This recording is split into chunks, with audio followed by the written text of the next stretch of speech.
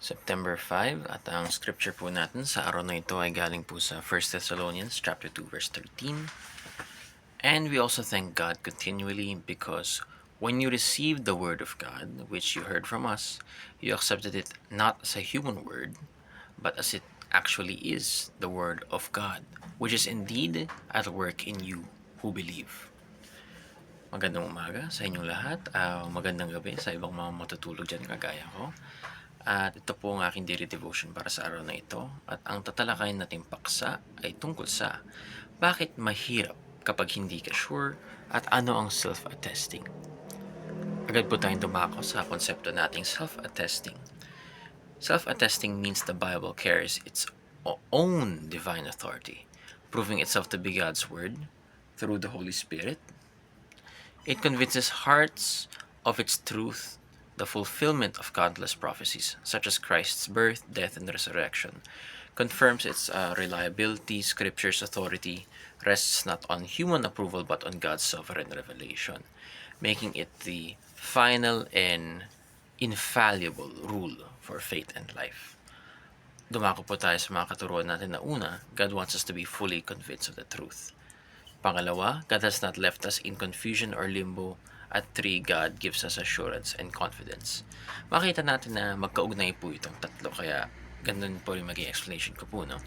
God wants us to be fully convinced of His Word, kaya binigay niya ang Biblia sa atin, na kung saan ang salita niya ay ang salita niya na nung mga panahon po kasi na yun yung doubts po kasi ng tao hanggang sa ngayon naisip nila na totoo ba ang Biblia? Kasi sino bang nagsulat? Tao pa rin naman, di ba? So, nagkakamali ito.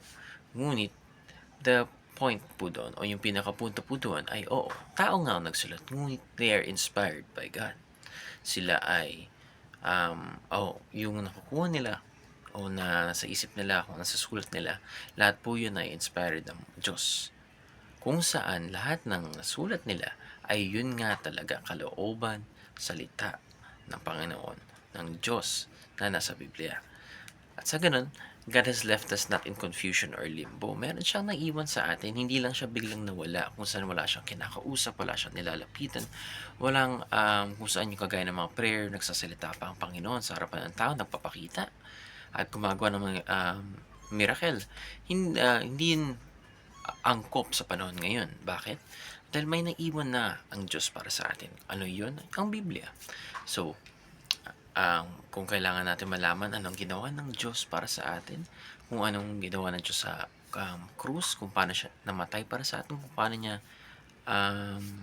tinubos, kung tama aking termino, ang ating kasalanan, kung paano tayo nilinis.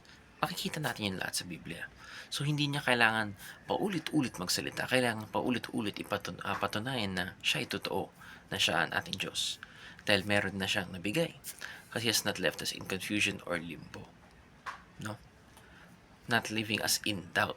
Kagaya na ng example ni Pastor Russell Ocampo na hindi kagaya ng babae na nililigawan, kailangan merong pakanta, may effort na araw-araw pinapakita, pati na rin pag meron siyang mga dalang mga bagay-bagay, sige sa paghaharana, sapat na rin yung pagdala ng singsing. So, yung babae, hindi siya naiiwan sa limbo, sa confusion. Alam niya saan to ipatungo. Hindi ito isang short time, kumbaga. Kundi ito yung pang matagalan. And God has given us that through the Bible. Pangatlo, God gives us assurance and confidence, as I've said, through the Bible, na kung saan nakikita natin ang kanyang kalooban, salita, at kung anong ginawa niya. And perspective pati na rin ng mga tao ng panahon na yun nung sila ay na-inspire at nung nakita nila ang mga pangyayari sa particular na panahon o banda ng Biblia na kung ano man yung specifics dun. Kaya ayun lamang, sana meron po kayo napulot na aral, sana meron po kayo natuhan at sa ganun, isa puso, isa isip at ipagpatuloy ang pag-aaral po sa Biblia. Ayun lamang, mabuhay.